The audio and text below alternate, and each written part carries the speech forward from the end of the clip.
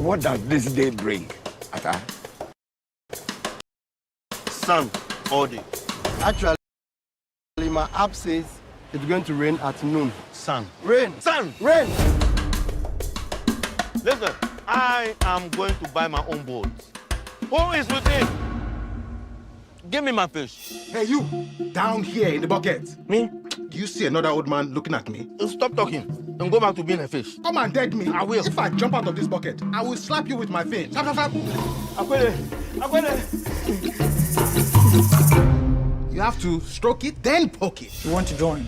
Yes. Do I get a wish? No, You just talk. I'm sorry. Is that not like cool enough for you? He would like to apply for a loan. We can only consider a 3-year payback plan. You think I will die in 3 years? No. Oh, she paused. Papa. That fish is very rare. How much? Priceless. I need a message first. The message is, eat me. We are screwed. Trust me, gambling is like swimming. It's in my DNA. Where is school? I miss his Jesus fish. One thing about being Olu is we always value the ones we love. Wow. So, one trip to Accra, and the man has become a poet. Shut up.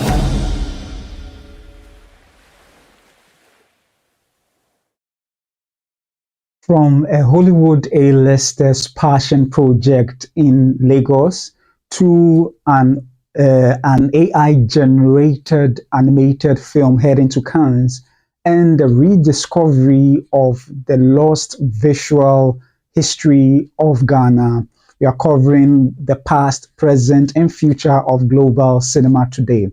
In today's episode, we will be delving into Idris Elba's new short film, which is yet to premiere at the Toronto International Film Festival, titled From Dust to Dreams, and also his African cinema vision. And secondly, we'll be talking about OpenAI's film Critterz that they are embarking on at the moment, and what its achievement would mean for the entire global cinema industry.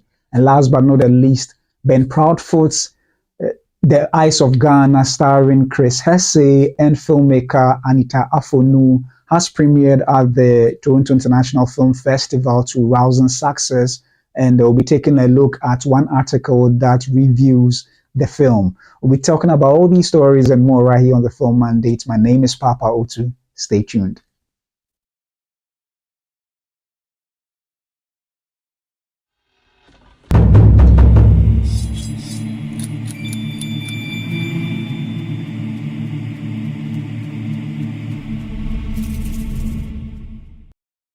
Hello and welcome back to the Film Mandate, where I bring to you movie news, reviews, and reactions, both from the African front and the international scene. And thanks for joining me for this episode. So if you happen to watch the earlier trailer, the piece of video earlier on, the trailer of The Fisherman, it will be premiering soon in Accra, come 19th of September. So barely 2 weeks, literally less than 2 weeks away.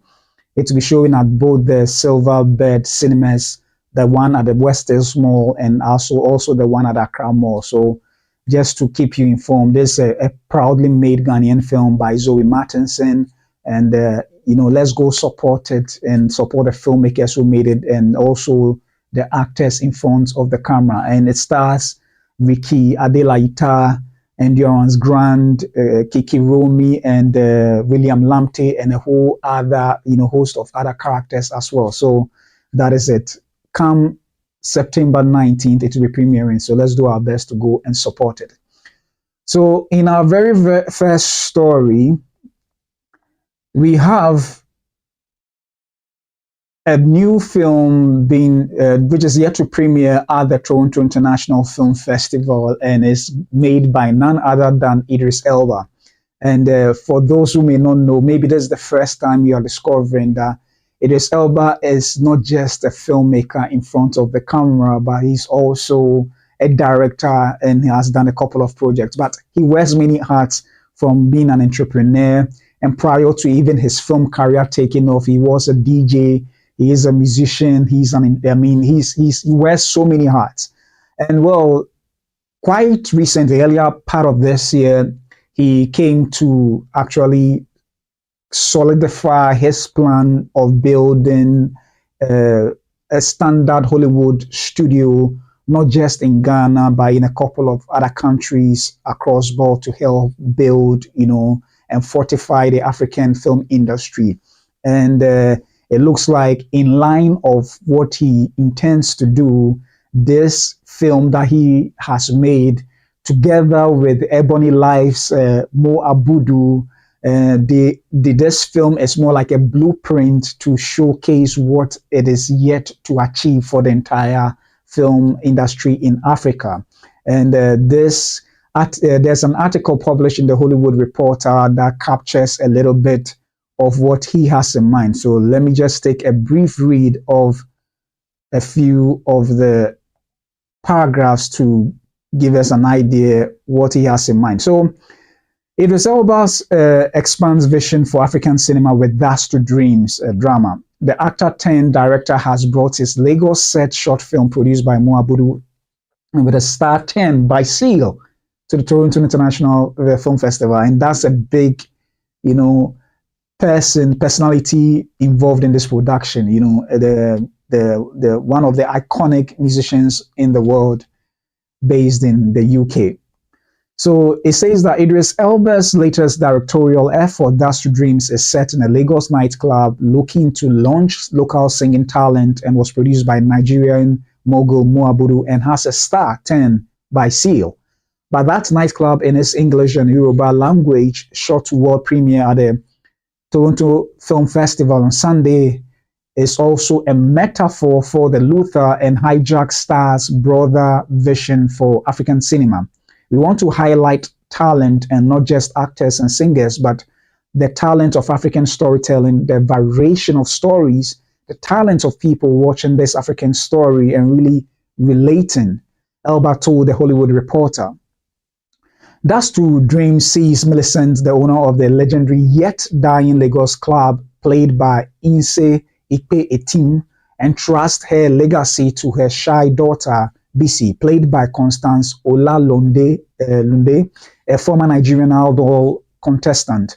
But first, Millicent must introduce Bisi to Johnson, a long-lost soldier father, played by Seal, amid family tensions. Ultimately, music between Bisi and her father as they get to know one another becomes their redemption in the short film final scene. A soulful duet between Bisi and her father titled Mama serves to revive the nightclub and unite the family. Let me read this last two paragraphs. It says that, but Elba, as an actor, musician, filmmaker, entrepreneur, and philanthropist, has also used That's to Dreams as a prototype for a film for his ongoing work with Abudu to incubate African creative talent in front and behind the screen. The goal is closing the gap between their potential and access to the world market. For Abudu, the promise of That's Dreams is helping pry open the world market for a too hidden African industry that has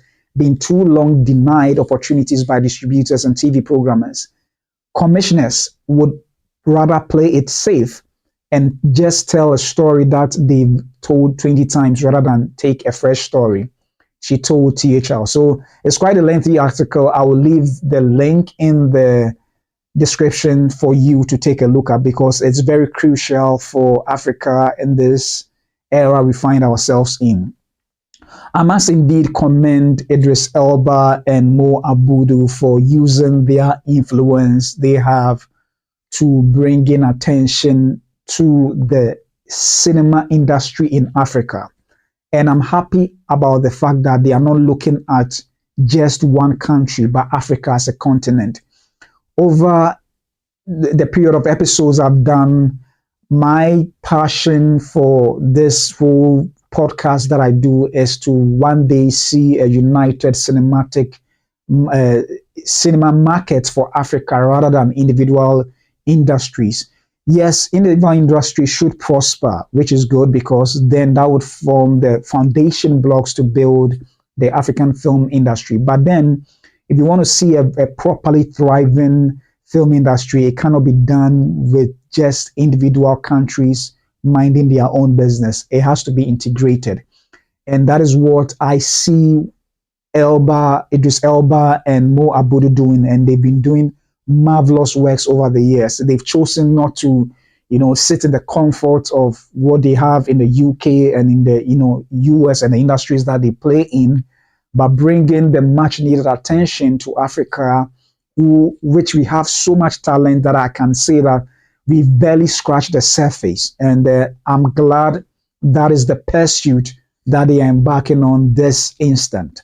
So with the Mo Abudu, with the Dust to Dreams storyline, I like the idea of it being a metaphor. Just as we read in the article, you could see that Idris's focus is not just in terms of the film industry, neither is it just in terms of the music industry, of which both industries he's had experiences in. If you take a look at his career, he's done basically almost everything with regards to music and that of the film. But he sees so much potential in Africa that his desire is to bring much needed attention, not just to the film industry, but to also the music industry and all other talent, creative industries on the continent. It was for this reason that he and his partners, together with the Afri-Exim Bank, has lent enough money to invest in Africa. Money's worth over $1 billion just to invest in the creative arts industry. So they have, I think, the Critterz, which is being powered by the Afri-Exim Bank, under which this production, the Dust to Dreams, is being, produced. So it is indeed a good thing that he's doing, particularly looking at the fact that there's a lot of talent in Africa, but just as I did a story, I think yesterday, Kofi Ajololo said something about the fact that there is talent in Ghana and other places in Africa, but usually it's the exposure that it needs, that it lacks. And I'm glad that that is what Idris, using his fame together with Mo Abudu, to bring down much needed attention to Africa.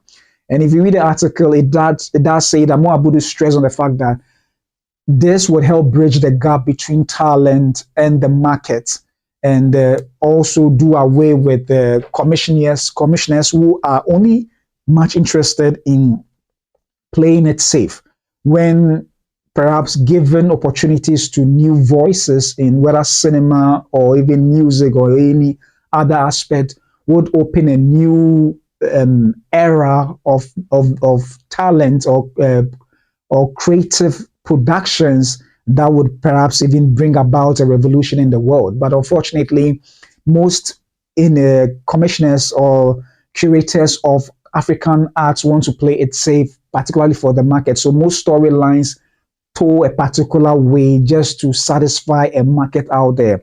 And I remember when I did another story, one UK professor was saying that it is about time that Africans tell their own story from their own perspective, the way they know it best, not rather serving an audience out there, which indeed you cannot do away with. But with time, people get to understand and gravitate towards the stories being told without, batting an eye. And that is quite an interesting thing that they are pursuing. So I'm really happy about that fact that he's using this Dust to Dream film. That's Idris Elba is using a Dust to Dream film starring Seal, who also wields so much influence to bring an idea as to what he wants to do in Africa.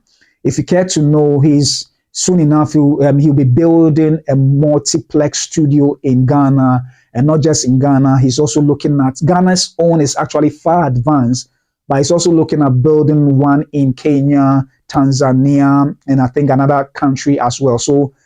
And Senegal. So his idea is to uplift or upgrade the value chain when it comes to particularly the film industry in Africa. And there's no way you can do it without the requisite, infrastructure. And that is the only way you can bring investors from out there to film in Africa or in Ghana or any other parts of Africa. So I'm glad that they are using their influence to bring that leverage and, in order to attract investors and talents from all over the world to pay attention to what Africa has. And we do have a lot, but unfortunate thing is that we lack the infrastructure, we lack sometimes, even most importantly, the data, and also we lack the necessary policies to help reinforce an industry that is much more productive or lucrative than we assume. Even at the states as we find ourselves in, we literally make close to around $10 billion a year totally in Africa. I'm sure because there isn't much, reliable data, you wouldn't be able to prove as to the exact amount we are making yearly. So this is something quite troubling, but with this initiative taken by Idris Elba and Abudu's call to action for the African diaspora, I think it is going to help build and fortify the film industry in Africa as we see it fit. So let me know what you think with regards to this particular project Idris has done, Dash to Dreams, and whether that would indeed bring the necessary skill sets and investment and attention to Africa as they are so pursuing, and how this model can challenge Western dominated distribution networks. Whatever your thoughts may be, kindly leave it in the comment section down below. So moving on from what Idris Elba is doing to help build a very formidable film industry for the future, particularly of Africa. Well, one of the technologies that is also influencing the future this much, which is really much talked about, and some way, somehow, it's sort of gripping a lot of people with fear, seeing that it may actually create a lot of job losses, is AI. And one of the dominating AI platforms at the moment is OpenAI. And they are moving a step further. And this step is to create a full animated, generated, AI generated animated film with AI. And that's when they are able to achieve, it will indeed disrupt the industry on an unprecedented scale.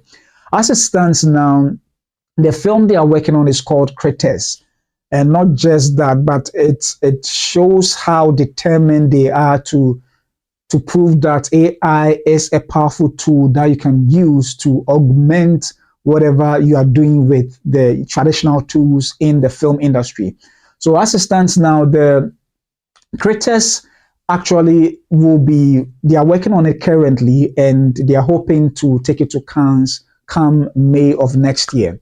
And one of the things they are looking at doing is not just use AI, but amazingly, they are using the writers of the film. Let me get the film.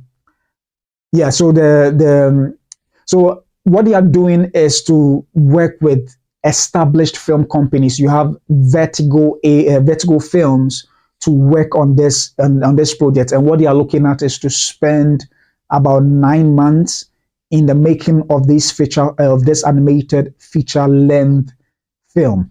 And the amazing thing is that 9 months in terms of what they are doing is actually revolutionary if they are able to achieve that, because what happens in the animated industry is that for a size of that of, like, say, Inside Out, which costs around $200 million, they spend about 3 years, even sometimes to 5 years from the pre-production stage to the finalizing the project.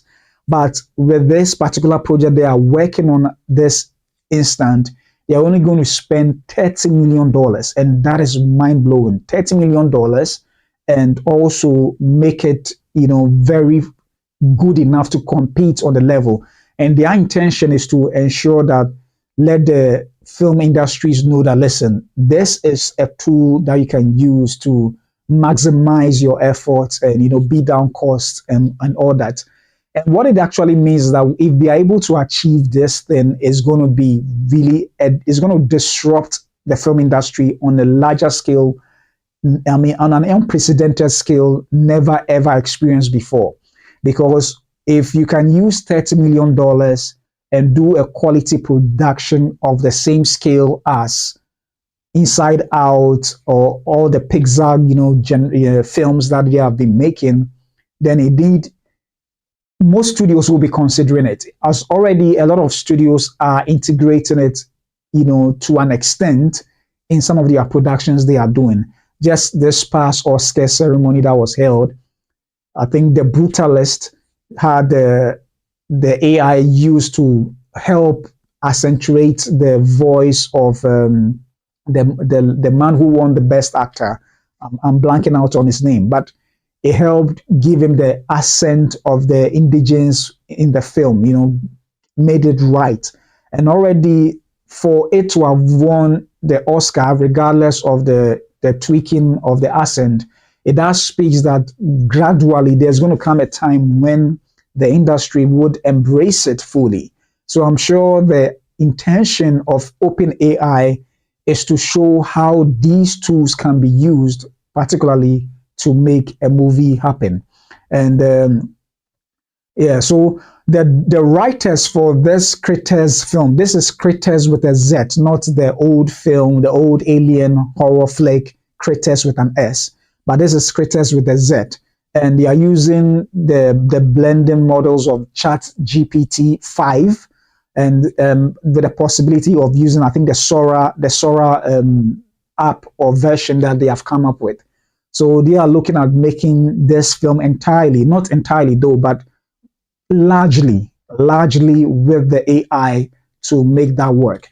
And honestly, if they are able to achieve this, it's going to create a lot of disruption. In some sense, it may be good for the small production houses who cannot afford to spend millions of dollars to make a quality like Pixar film or any Disney animated film. They can be able to adapt the AI tool to make that happen. So that is the extent to which the OpenAI creators are pushing to get this done. And it is indeed mind-blowing. And one of the things that they've also done is that they've realized that in as much as it may create the loss of jobs in certain regards, you still need a human touch to get the work done properly. So one of the things they are looking at is to ensuring that human artists are part of the process to help shape make the animation look good and authentic and look grounded the way it wouldn't feel, it wouldn't take a viewer out of the film when watching it. So regardless of how powerful the AI tools are at this instant, it still needs that human touch to sort of ground it in the way that will be acceptable to the audiences. So it is indeed an exciting era we find ourselves in, but also quite scary. And but in a way, it does lend itself for us to learn more about it and see how that can be integrated into the production pipeline. So that is something they are bent on doing. And I like the idea that the entire production is not being generated with AI, but accepting the fact that for the story, they need to get the best to make it happen. So the crew writing the Paddington in Peru are the same writing the story for Critterz. And I think that is quite exciting because they are not just relying solely on the ability of the capability of the AI, but they are also making sure that the production process is respected in the best way possible. So let me know what you think. Do you think this is a cost-effective democratization of filmmaking or a threat to creative jobs? And let me know what you think, because in certain sense, it does speak to, there's going to be a lot of, job losses when finally this film is achieved and it exemplifies all the excellence that we see in, let's say, a Pixar film or a Sony animation film. So that is quite scary on certain fronts. But whatever your thoughts may be, kindly let me know what you think. And do you think AI can truly replicate the nuanced emotion of human-made art.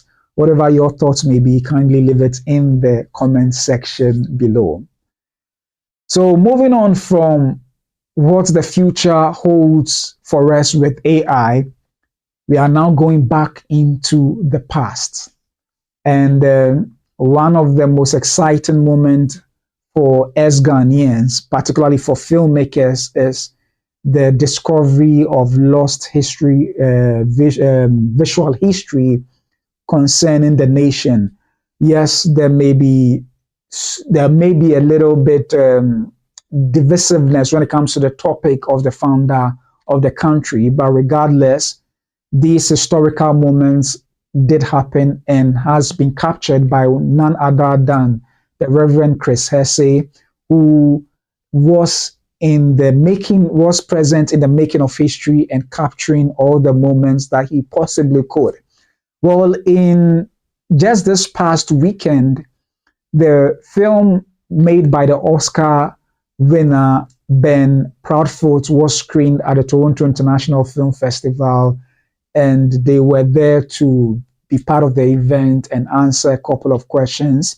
And the production received such a rousing welcome by the audience there that a number of people have already turned in their review of the production. And I thought I will read a couple of paragraphs from what we have so far. So in the Variety article,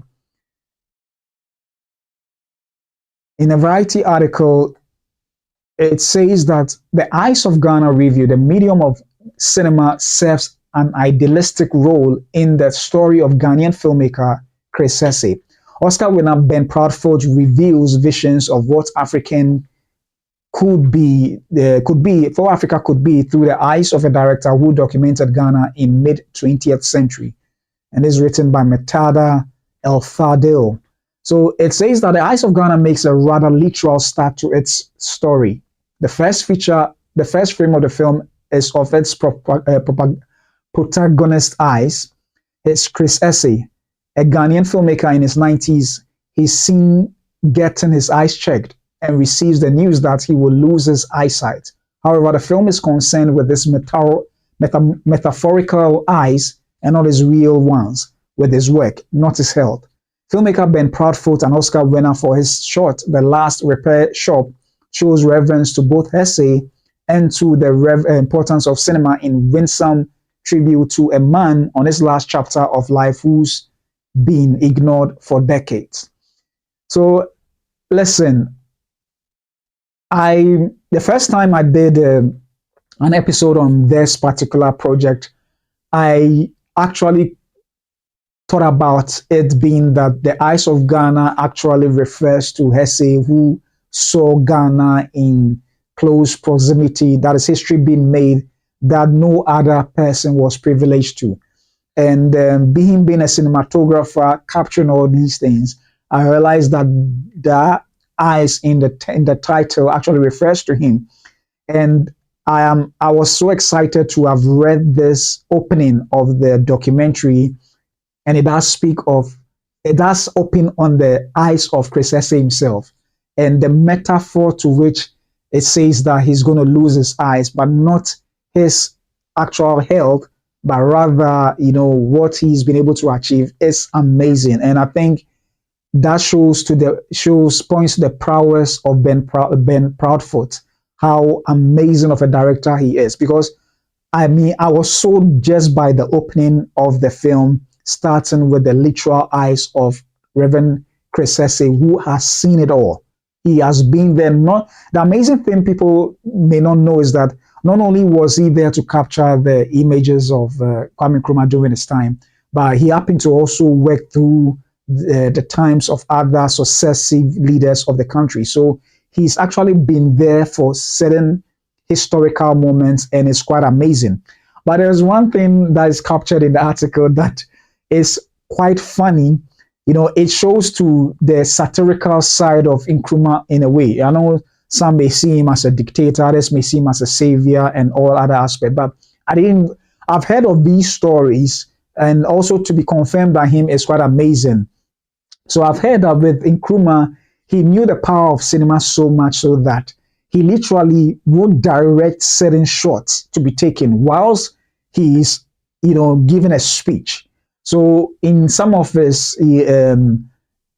gestures, when he's gesticulating, it's not just for the fun of it, but as a matter of fact, he does point to the cinematographer as to what to take and all that. So prior to what I discovered in this article, I was told by my brother that most often when he has this handkerchief and he points it in a particular way, all is to direct the attention of the camera to capture something.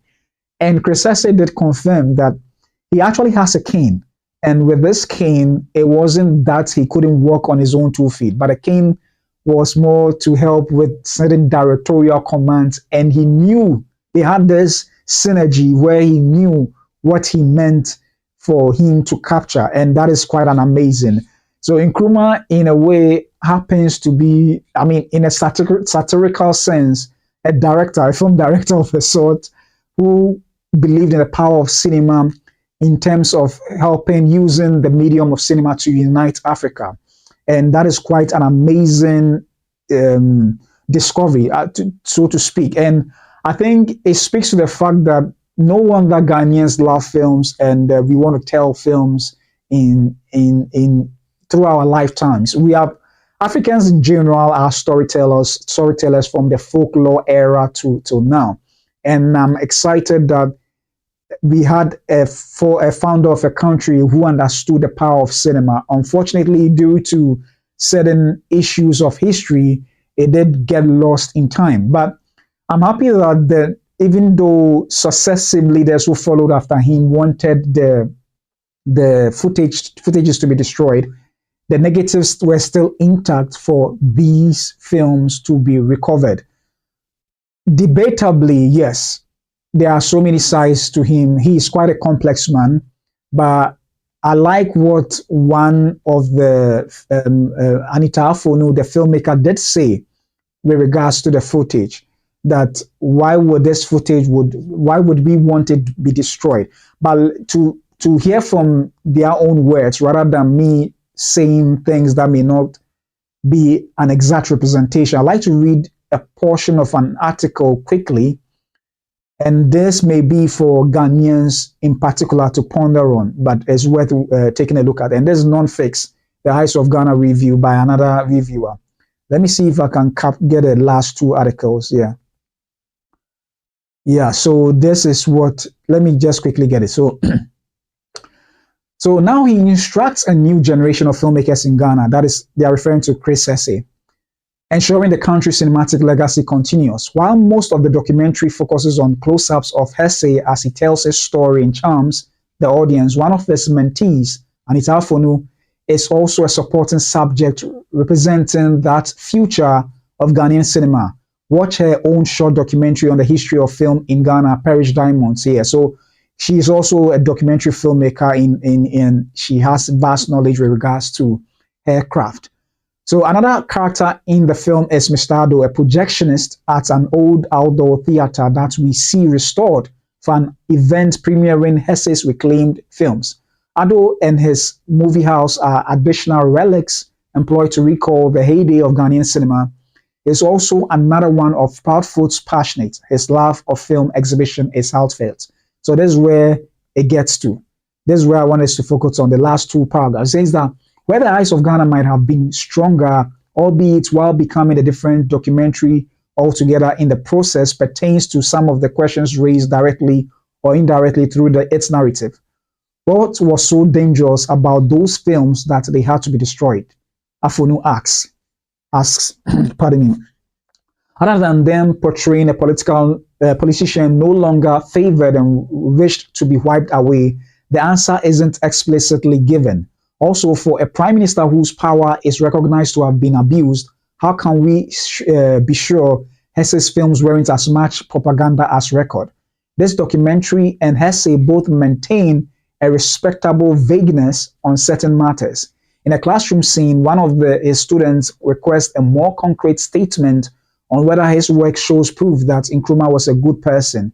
Hesse says it does not because it's for the viewer to watch and judge if Nkrumah was right or wrong, angel or Satan. He also affirms that he was always objective in his filming and editing. We'll read the last chapter, but let me take this quickly.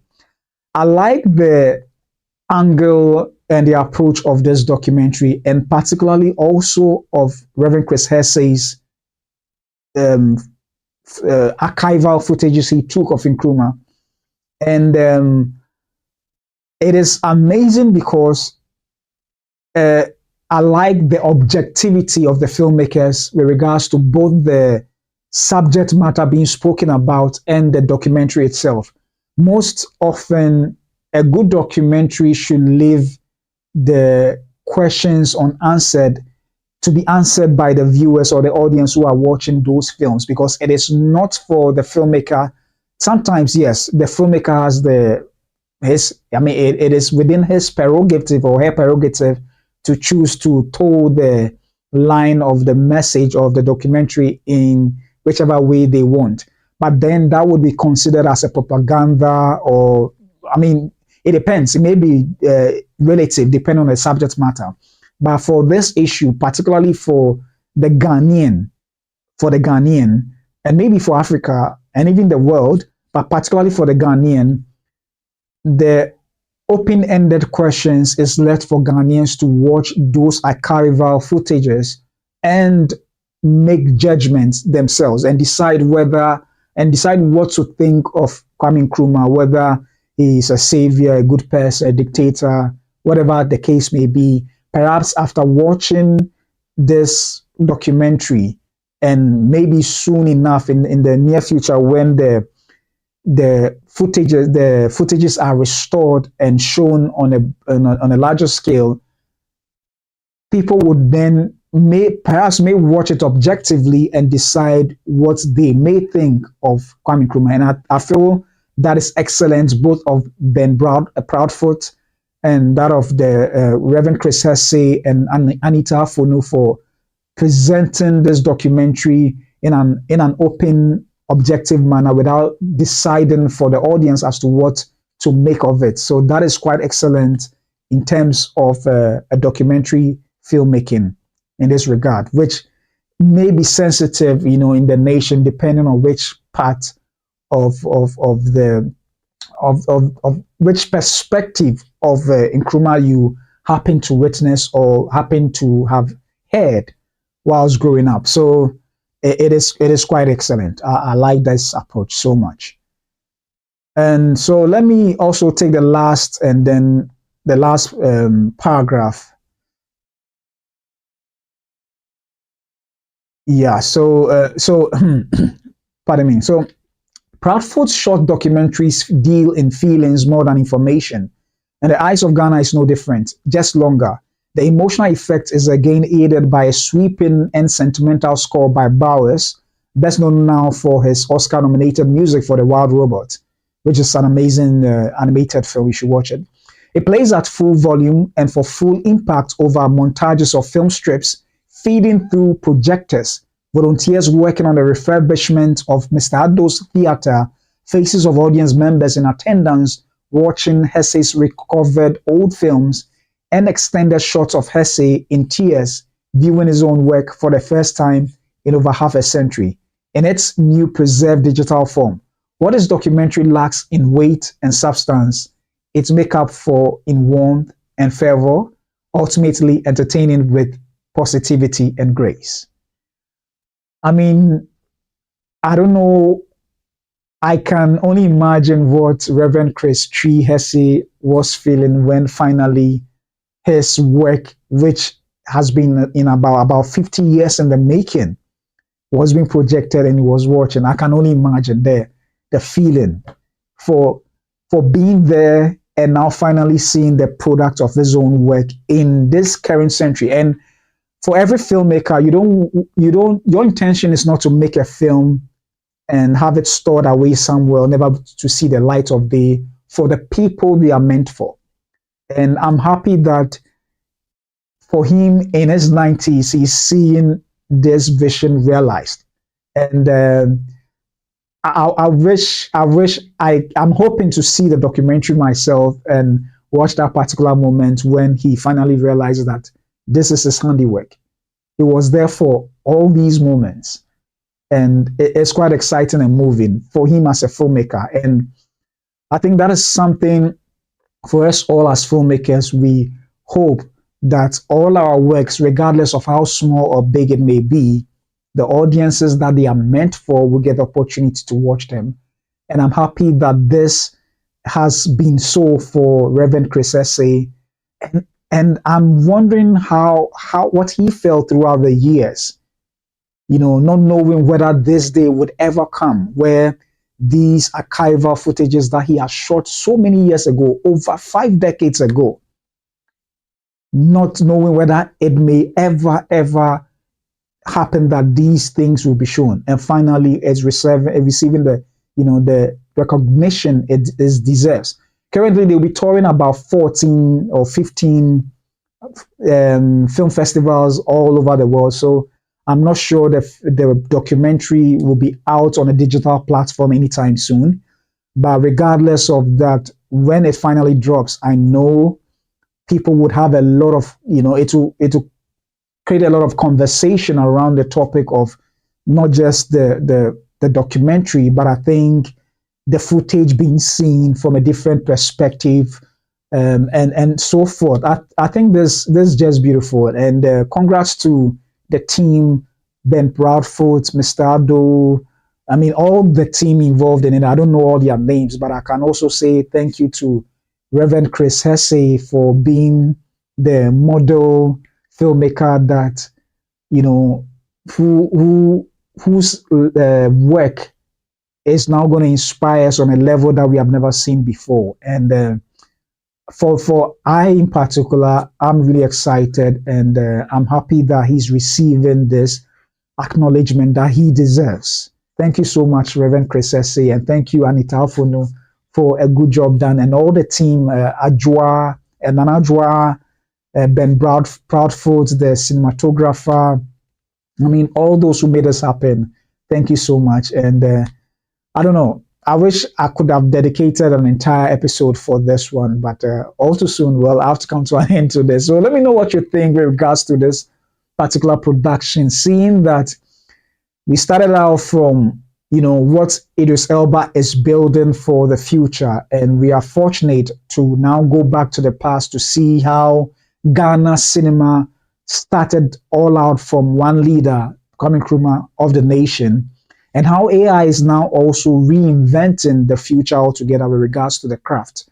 So let me know what you think about this particular recovered history, so vital for our African identity and global cinema, and leave your thoughts in the comments section below. So today's stories, as you know, they are more of a triptych of cinema's evolution. Elbas is building infrastructure for Africa's film industry. And also we have OpenAI leveraging technology to redefine how stories are made. And last but not the least, we have Chris Hesse, and Chris Hesse reminds us why preserving our stories is essential to who we are. So, all too soon I've come to an end of this particular episode. Thanks so much for joining me. I'm excited that you joined me for this live stream of this episode. So I'll be coming your way tomorrow with another live stream, 11:45 p.m. GMT, and we'll be talking about more interesting stories from the world over and also from the African front. Thank you, and my name is Papa Otu, and this has been the Film Mandate. I'll see you soon.